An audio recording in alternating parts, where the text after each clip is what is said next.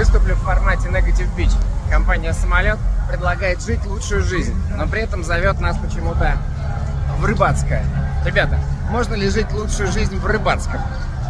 Ой, не уверен. Живите, говорит, лучшую жизнь. Живи в Рыбацком. Но это только если ты хочешь испортить себе жизнь. А так-то, конечно, нет.